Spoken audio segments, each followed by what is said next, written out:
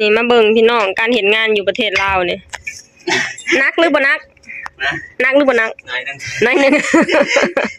น้อยหนึ่งสั่นแจกเบิ่งจากเสือนี่ก็ฮู้แล้วพี่น้องว่านักหรือบ่นักมานั่งให้กำลังใจต่างเมื่อยบ่นี่แหละพี่น้องกลับมาอยู่บ้านงานรักของเฮาก็คือแบบนี้ล่ะมื้อใดบ่ได้ขับรถเฮาก็เพิ่นก็จะมาแปลงรถแบบนี้เนาะมาสอบมาสมมาแปลงรถแบบนี้ล่ะแต่ว่าเป็นหันเป็นนี่คือแปลงเองเลยนี่พี่น้องบ่ได้แปลงเองบ่ได้รับจ้างบ่ได้จ้างไปบ่ได้ไปจ้างบ่ได้ไปจ้างเขาเนาะพี่น้องคือแปลงเองถ้าหากว่าแปลงเองมันก็สิลดค่าใช้จ่ายลงไปนะพี่น้องนี่แหละอยู่บ้านเฮาหรือว่าอยู่ไสก็งานแต่ละงานมันก็หนักเบิดเลยพี่น้องเนาะแต่มันก็สิแตกต่างกันไปเนาะปัญหาคือสิเฮ็ดไปได้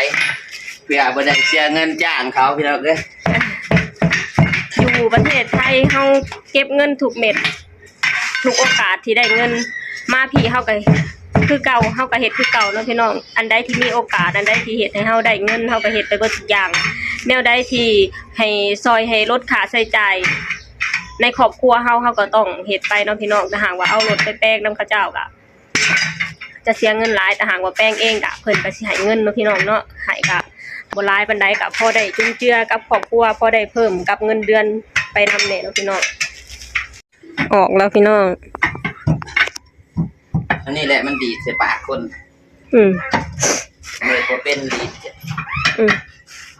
อย่าบอกแบบออกใจนั่นพี่น้องการว่าไปเป็นลูกจ้างเขาเนาะบ่มีงานหม่องใดสิสบายเนาะพี่น้องเนาะนี่งานก็สิประมาณนี้แหละอยู่ประเทศลาวก็อยู่ไทยก็เป็นงานหนักแต่ก็เฮ็ดก็มีความสุขเนาะพี่น้องอยู่ไทยก็มีความสุขในทางที่เฮาได้เงินหลายเนาะพี่น้องแต่อยู่ลาวก็เฮาได้เงินน้อยก็แม่นแต่ว่ากลับมาบ้านเฮาก็มีทุกสิ่งทุกอย่างแล้วเฮามีพร้อมทุกอย่างแล้วทั้งครอบครัวแล้วก็การทั้งครอบครัวแล้วก็ความสุขเนาะพี่น้องถึงจะได้เงินน้อยแต่ก็เฮาก็มีความสุขทางใจเนาะพี่น้องเนาะนี่ใกล้แล้วพี่น้องใกล้แล้วไปสิเบิ่งแฮง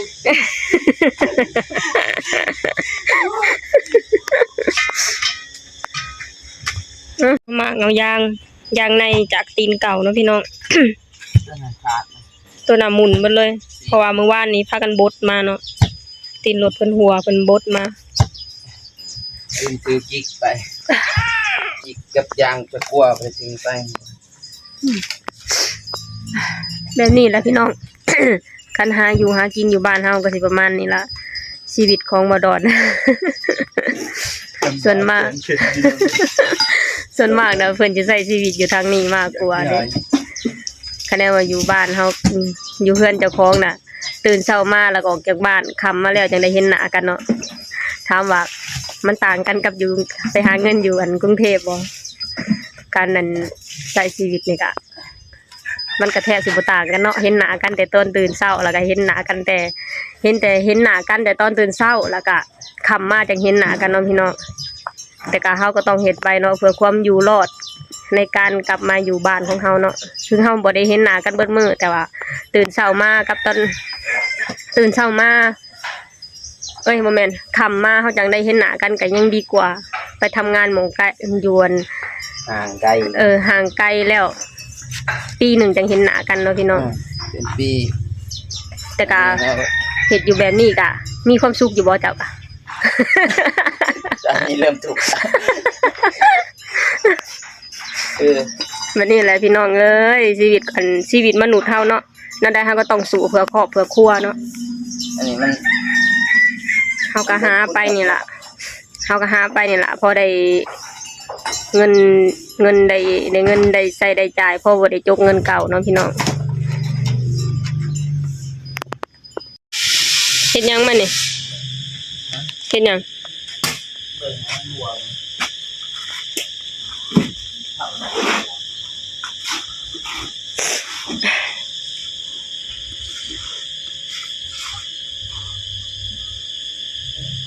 นี่ยมันท ทันออเดอร์ ท่านอยู่บ่ ทัน อ่ะชุมข่อยได้ซะ บ่าย4 โมงแล้วเขาเด้อ ชุมข่อยได้ซะ เอ้าไปนำกัน เด้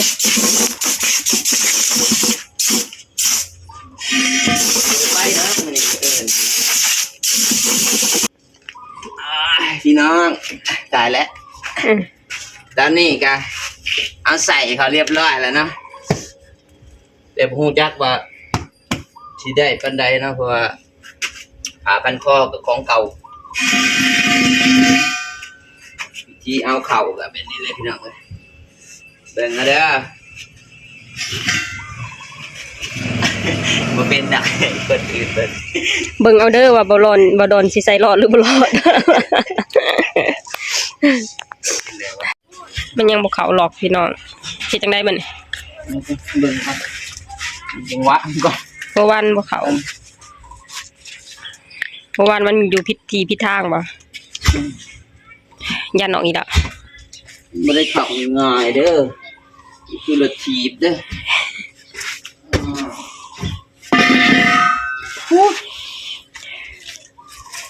เพิ่นอยากเฮ็ดให้มันทันเที่ยวบ่ายไหมพี่น้องทางโรงงานเพิ่นทางโรงงานเขาไอ้บอกเที่ยวมาแล้วทางนี้ยังแปลงรถบ่แล้วอยู่ เพราะว่าอัพตู้ตัวนี้เนี่ยเขาต้องมันออก อะไรรถโมเบิร์ต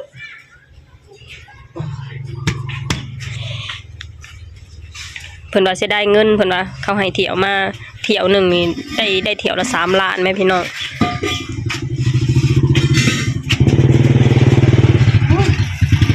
ต่างมาแล้วต่างใหญ่มาแล้ว ก็มีผ้าพันคออีก นี่เลย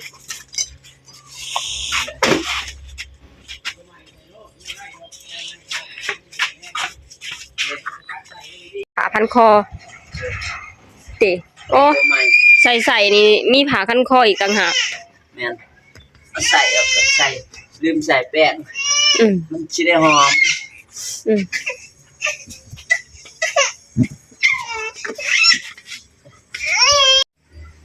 คนน้อยก็ได้ มันธรรมดาดิดึงใส่เนี่ย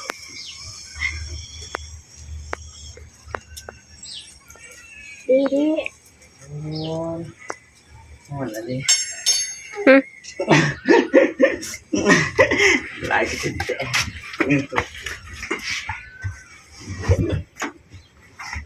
เป็นหยัง มันกัดใส่ มันก็ใส่ ไอ้บ่อยากให้ยางกัดใส่แล้วแป้งใส่ที่มีความลื่น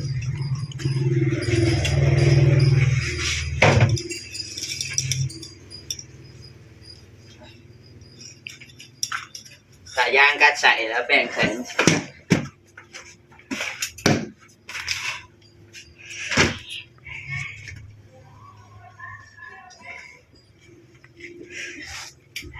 ทุกอย่างมันบ่ง่าย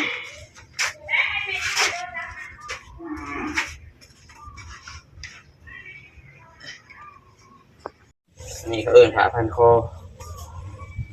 ที่แรกคนนึงว่าเจ้าซุมเจ้าเอาผ้าพันคอคนตัวเก่ามาใส่ได้ นี่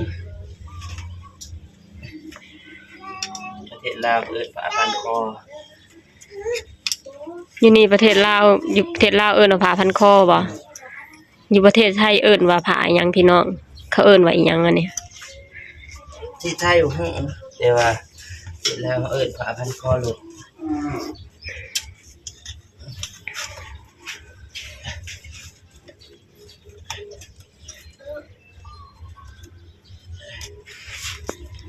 โอ้ยตอนนี้ก็คือเต้นเศร้าๆเลยพี่น้อง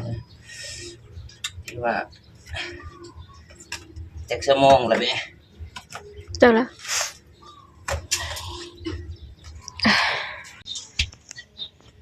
ธรรมดาเฮียกระเบิด สาน้ำกินเบียร์ไปทักก็สาน้ำกินเบียร์แล้ว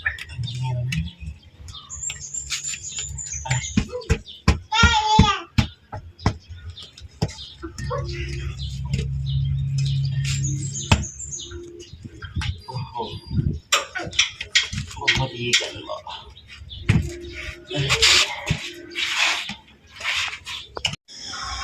แล้วพี่น้องมั่นใจบ่ มัน มั่นใจบ่ ร้อยเป็นร้อยยัง